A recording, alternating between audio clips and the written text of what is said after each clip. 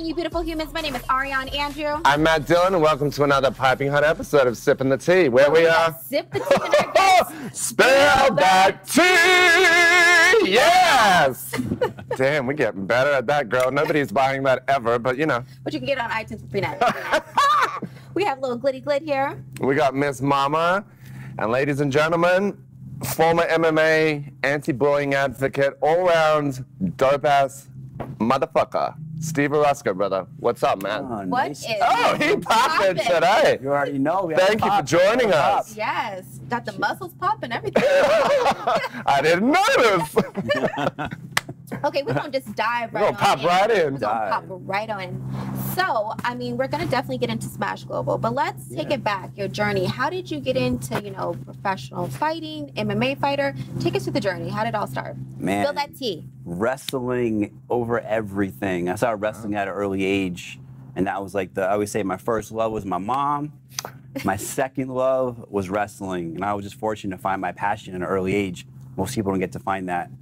So, but I kind of took a whole backwards approach. You know, I'm 38 years old, so I had to do the whole corporate America thing first. Go to college, work on Wall Street, corporate America. But at the time, I was still doing jiu-jitsu, which is grappling. And that was the highlight of my day. I ended up getting sick of the boiler room. I didn't like corporate America. I wasn't built for it. So I decided I want to be a fighter. So I literally packed up my bags. I moved to San Diego, drove across country. In 2009, turned pro in 2010.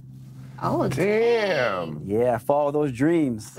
I was like, so that, I mean, that literally was a moment. Do you remember the moment? It feels like it was a moment in your mind where you just was like, this is changing, I'm changing my life. Do you remember a significant moment, like in that 9 to 5, where you're like, this ain't working?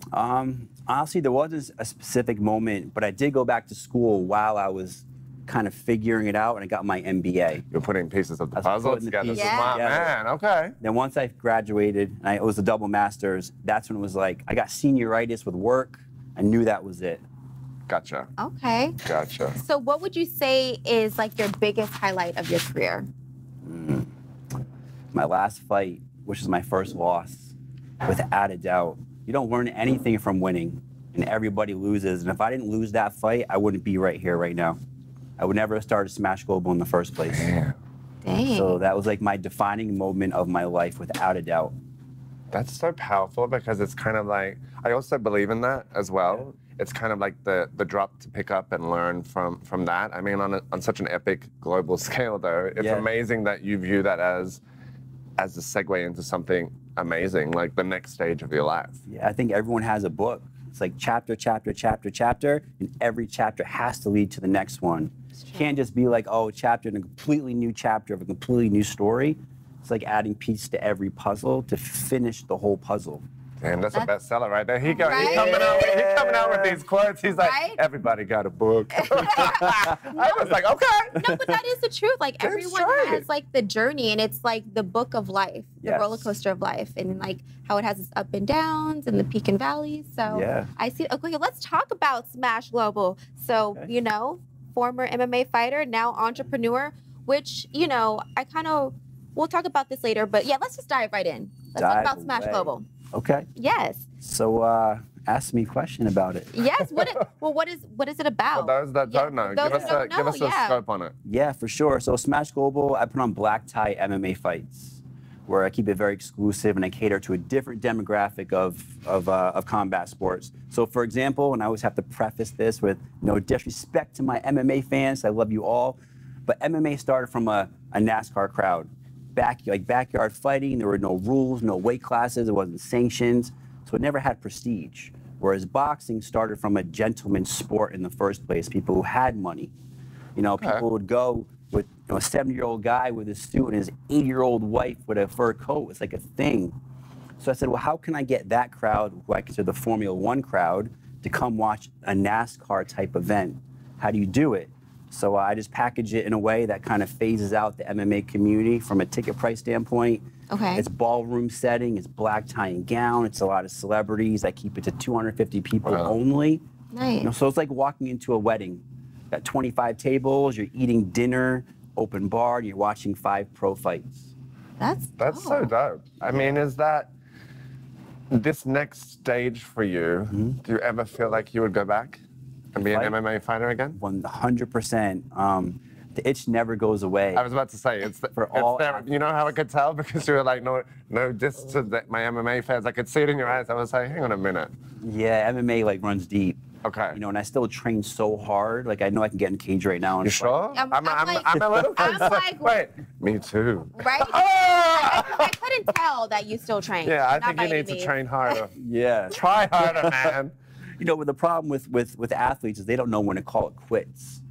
You know, because even me, like at 38, my skill level and my strength, my power, I think is better than all these younger kids. But in real time, you know, these kids don't hesitate. Their timing is a little better. There's no fear. But once, like when you're older, you start thinking about the consequences. It's like when you're 18 years old driving a car, you drive 120 miles an hour and not even look left or right. That's true. That is. I don't know the last time I drove 120 miles an hour. I don't even think about it, you know? Yeah. Same thing goes with fighting. But I still want to get in there. I want to wait till I'm 40 to show that you can still be 40 and get back in. The next chapter of the book. Well, it's already. That's a great concept, though. Yeah. I'll be great. 40 next December, so you figure like another year and a half. I like the mindset here of like the perspective that age brings you. Yeah. Exactly. And I think that's so like amazing. And I think that would be the ultimate return.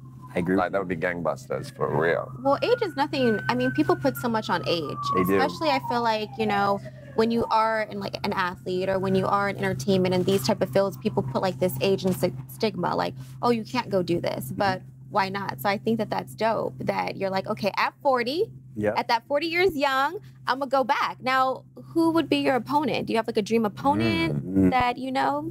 No, I want don't. to fight? I don't, but I think it'd be really cool to fight for my own show.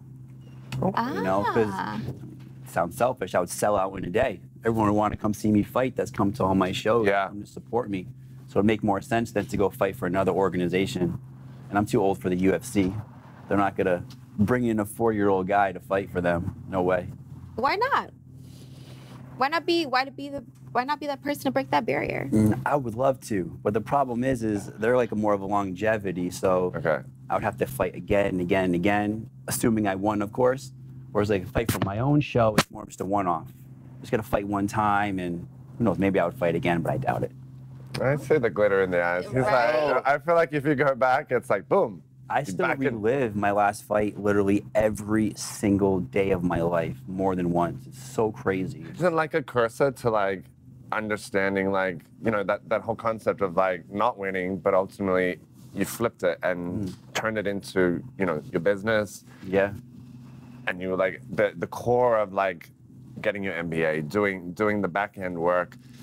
I feel like you would look at that every day and be like, well, you're definitely using that in the right way. Like a lot of people would like have that experience and kind of be like, I'm done. Like this is. Yeah. So like, were you ever like that? When that happened, did you flip it real quick, or were you like, fuck? No, I flipped it quick. He strikes me as the kind of guy that like turns it around and like. Once my mind goes one direction, I'm just like an all-in kind of person. Love that. That's you know, dope. it's funny because when I was handing out people's portfolios, it's all about diversification, right? But I was the guy they didn't even know that doesn't diversify. You know, for example, if you're a venture capitalist and you have $10 million, you can take $1 million, invest in 10 different companies, and hope for one unicorn. Or you can be the guy like me who's like, no, I'm going 10 million, ride or die, and the one I truly feel is going to make it. You know, and now I was always that guy. He's got balls, man. Yeah, I tell you what, I was like, damn. All risk. Right. Okay. Well, without risk, there is no reward. So fuck it, jump in. True. I agree. Jump in. So I have to ask you because, you know, when you are an athlete and people feel like they do hit that like time frame of like, okay, my time has come to an end, you decided to go ahead and be like, okay, I'm going to take this and still do something that you love and make it a business. Like, what advice would you give to people who are athletes and feel like they've hit that moment of like, what's next? So you see a lot of athletes, they make a lot of money, then after that, they either lose it all. It's like, what advice would you give to an athlete, you know, when they feel like they've hit that time and like, what's next? I think the most important thing for an athlete to understand is the competition part of your life is such a small chapter. Like literally, it's like, I know it's the most glorious chapter of your life, but it's the smallest one because you can only compete for so long. It's true. So if you're a fighter, you're probably not going to be fighting past 33, 35. You still have your whole entire life. So while you're fighting, you have to understand, what am I going to do next? Not think that I'm going to fight for the rest of my life, or I'm going to play in the NFL for the rest of my life, because you're not. Yeah. But it's hard for athletes to, I think athletes feel like they're failing if they think like that. Oh, I'm not going to do this forever. I'm not going to be a legend. But you have to think like that. But they don't teach that, though. They don't teach that. They don't teach that, like, it is a short. Yeah, like, they don't teach mind, and everything is mindset, and they don't teach that. So it is very difficult, because you do see a lot of athletes, like, once they're done, they kind of they crash and burn, or they get into stuff that, like, because, like, what's next? That was their life. So. And it's so funny, because they get so much respect from everybody, right? Everyone wants to be around them. Yeah. But the athlete themselves doesn't take the time to build these relationships and network, like how we network all the time. True. If they spent time during their career to network with people and have a circle, then when they're done, they have a circle to elevate them to do whatever they want to do. But that's why you're where you are, and I think that adage applies in life. Yeah. Because no matter what you do or where you do it, if you're at the peak of that, I feel like there's peaks and troughs. You have to have your circle and be, you have to like-minded people that you can build together. And I feel like that's why you're doing it where you are, because you foresaw that. And I think that's innate in you. Yeah, because there was a point where, like, I was fighting for an organization, and they will require you to sell tickets. It's in your contract. You got to sell like 30 tickets, right? Now, no fighter wants to sell tickets. Like, I just want to fight. I just want to compete. Why do I have to sell tickets? And me, I'm the guy who was, wait a minute, if you can't get 30 people to come watch you fight, that means you're not marketable. That's why this organization wants you to fight for them. It's not just about what you do inside the cage or in the ring. It's what you do outside of it. That's how you build your real value. Wow. Okay, not just a pretty face. Right. He ain't just a pretty face. It's so fucking true, though. It is true. And I mean, you know that too from WWE, though. Yeah, I mean, it's all about marketability. Whatever you do, actor, actress, singer, the whole gamut. Got to move the needle. Yeah. So I have to ask you a question. Oh, okay, wait a minute. I know. I think I need this. She's about to hit you up on the camera. I didn't mean it. As he takes a little glance at himself. Okay. Wait, you need to fix the. Oh no, there's no hair. Cross it up, baby. So, because I mean, you're in incredible shape, clearly, and in most people, they kind of fall off once they feel like they've hit that. Like, I've done it. You see a lot of, and you also see a lot of athletes too that still keep in shape.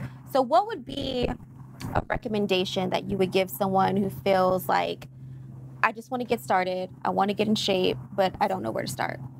What would you recommend? I think the mindset of your diet first. You also have to want it. You can't just want to work out because I want to lose weight or build muscle. There has to be like a legitimate reason. It's got to be a lifestyle reason. For example, I only eat one meal a day. I do like last week I fasted for 3 days. This week I did 2 days. You're all in. You are extreme. I'm a very extreme. That's crazy. But the 1 meal a day thing is a big deal for me, because the one part of our body that we don't give a break is our digestive system. It's true. So if you actually stop eating, your body will use that energy for more important parts, like fighting toxins that are in your cells, using fat for energy. But most people just want to fast to lose weight. But if you do that, you're just going to gain it right back, because you won't keep up with that lifestyle. That's a good point. Because eating is such a big fabric of our country. Everywhere you go, you have a meeting. Like, there's times I always have meetings, and I'm the one not eating. And people look at me like I'm crazy. Well, you're not going to order any food? No, I'm just drinking coffee. I mean, listen, everyone has their thing. The world is. If more people took on your point of view, I feel like we probably wouldn't have a lot of obesity issue. Like, the food issue in this country is out of control. Insane. And I love food. Those. I was like, there ain't no way you're that shape and you don't eat. Come on, man. He's like, I don't eat. Bullshit. Right. But it goes back again to your mindset. Like, I can tell you're a very disciplined person, and that's why you've been super successful with what you do, is because it goes back to mind. Like, how bad do you want something? Yes. And people are so used to, like, either instant gratification or they're not willing to put in the work. I had a conversation with someone the other day, and they're talking about losing weight, and they keep on going up and down. They can't do it. And I'm like, listen, if I were to give you, if I said, give me $100,000 right now, I will give you a magic pill to have the body of your dreams and the fitness that you'd want. Would you pay me $100,000? here's your money, for sure. But then if I said, hey, you can do it for free, you don't have to give me anything, but you have to follow these rules for the next year, and you will have the same thing. But that person won't keep up with it because they don't want that lifestyle in the first place. They just want to look good in the mirror, and that's not enough. You can't just be, I want to look good in the mirror. I want the scale to be a certain way. It has to be like, I really want to be healthy. Okay, I really want to be healthy, sorry. Instant gratification. Yeah. Filters. But this is the world we live in. I love, and it was very unexpected, because we only just met today, your mindset feels like the backbone of everything you do. Like the commitment, the understanding, the knowledge, the self-education, I guess, for yourself. Like you don't do anything or go into anything without the understanding. And I think that principle in life is so important. Because I'm like, if people, you're right, like so many aspects of what you've discussed today just stem from taking that leap, but understanding why. Yes. And that's the difference. Because a lot of people leap and then they're like, shit, where am I going? But you seem to like everything. I mean, MMA, then you just transitioned into your business. And like, you know, I just feel like that's really like, it's segmented and it was planned. It wasn't just by... If you fail on a chapter, you can always go back to another chapter. I agree. Like if my business failed, I can go back to training fighters in MMA, or if I stop doing MMA, I can go back to being in finance. You can always go back to other things, but they all add up over time. Well, like you built it. You built it. Like they say, like, you know, people who win the lottery, they lose it because they don't know what it took to get that. So you know what it takes. So if your business were to fail tomorrow, you've had the foundation, you've had the building blocks. It's actually been super refreshing to like meet you, and like it's very unexpected. It's very unexpected. Not that I thought you would be like a boof or something like that. I was like, you just saw the picture. You're very engaging. I was like, it's so. I want to, before we get into the rapid, I want to kind of just touch on, because another arc to your story is your advocacy for anti-bullying. So I want to kind of, I think, in this world, and somebody that would have a lot of fans looking at him that are either, you know, being bullied or perhaps on the other spectrum, like, you know, a little gangster and like, you know what I mean? I think it's so important that somebody like you does this. Because there's a lot of like, you know, influence, like people that just, I don't think it really connects. But why was that important for you? Because I truly think martial arts itself is really the most impactful or empowering tool for self-improvement. So like I think every child should be doing martial arts as a kid, on top of playing sports. And this day and age, people just aren't empowered anymore. It's true. And I don't know why. And it's not just kids, it's whether it's corporate America, domestic violence, human trafficking, like it doesn't stop. Social media and Instagram. It's like everyone's always trying to one-up somebody else because no one's satisfied with themselves anymore. So true. It's tough. A lot of it's because you're always comparing It's because of this damn phone shit. It's social media. Social media, I think, has taken like a huge. It's a great way to use the platform for positive, but most people use it for negative. So because people compare themselves to each other, and you can't do that. Like I'm not you, and you're not me. Like we're wired so different. Correct. Yeah, you might have what I want, but you got there differently because you're wired different. Totally. And I have to do a completely different route to get what you have. We need more. We need more of you in the world. Okay. Yes. I think you got a chapter. I think you need to get on the speaking circuit. Yeah, I think that's like your next. Like a new version of Tony Robbins, because that guy's like out and done. Sorry, if Tony Robbins wants to come on this show, please join. No, you would. No, because I think he's relatable. You are. That's what makes you different. When you were talking just now, I believed what you were saying because I feel like you were easy to connect with. You're not talking at, you're talking with. And that's such a difference, and I commend you for that. And I'm like, the future's bright, man. You're not even 40 yet. Like, you're 29 years young, baby. That's right. I was like, I just gave you 10. Should we get some spicy questions rolled out? Quick. Don't worry, here we go. Questions. Okay. Well, I already have. Well, you gave us nice namaste. So we gotta fuck this shit up. Okay. Trick or treat. What chore do you hate doing the most? Chore. Oh man, I don't cook. I hate cooking. Okay, wait. That's a chore. I know, but wait. That's why he doesn't eat. He's like, I don't eat. Incredible shape, but you don't cook. I don't cook. So how meal plans and stuff, no? Yeah. Did you just get the food? For sure. Okay. Yeah. For sure. All right. I was like, that's why he's fasting. He's like, I'm too lazy to cook. I mean, it's sure. What's the best vacay spot you've ever been, and who are you with? Vacation spot. You know, it's I need a funny. memory. I know it doesn't sound very exciting, but I love going to Miami for a vacation. Okay. Something about the energy in Miami. I could never live there, like we talked about. Yeah. But when I go there, it's like, oh, this place is perfect. I only just felt that this year. I was like, I agree with you. It's like there's some buzz there that's like you can't really get anywhere. Yeah, there's something magical. But then New York as well. I was like, New York can never do no wrong for me. No, it can't. Ever. Only the weather can. It's too hot or it's too hot, cold. too cold. But even that, I was like, too cold. Yeah, you're not a player on that. Well, we're gonna leave it on that little note, Mr. New Yorkers over here. Yeah. I want you to look right over here and plug your social media. Tell everyone where they can find you at, where they can find your business, the whole nine. Spill the tea. Plug. website, smashglobal.com. Find all the information about my company there. And then obviously my Instagram, Smash Global, and Steve Orosco. You can also search Mr. Smash. Mr. Right. Smash. Mr. Smash. Be ready for it. That's right. Smash everything. Hey, you guys can follow me across the board at Ariane Andrew and this little nugget at Glitty Glit. You can follow me at Matt Dillon 1983, and yet again, she really can't. You can't even do 20 minutes of an interview, Mama. No, she's trying to flirt with Steve over here. She's like giving full body. Full henny. All right, guys. Until next week, you can catch us on EverTalk TV. Sipping the tea. Happy Tuesday. Thank you very much. Cheers, brother. I appreciate you coming in, man. Thank you. Cheers. Thank you. Bam.